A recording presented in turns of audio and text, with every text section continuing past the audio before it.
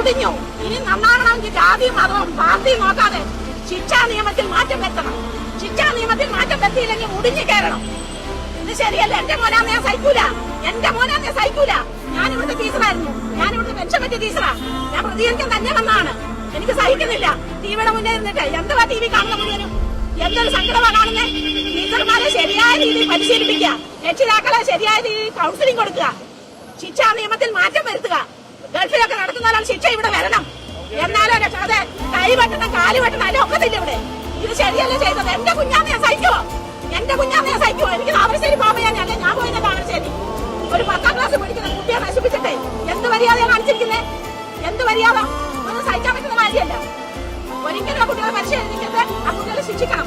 മാതൃകാപരമായ ശിക്ഷ കൊടുത്തിരിക്കണം ആ കുട്ടികൾക്ക്. 15 ബാലനിയമങ്ങളെല്ലാം മാറ്റണം. ടീച്ചർമാർക്ക് നല്ല ഒന്നാമത് ചൂരവടി കൊടുക്കണം. ടീച്ചർമാരുടെ കൈ ചൂരവടി വേണം.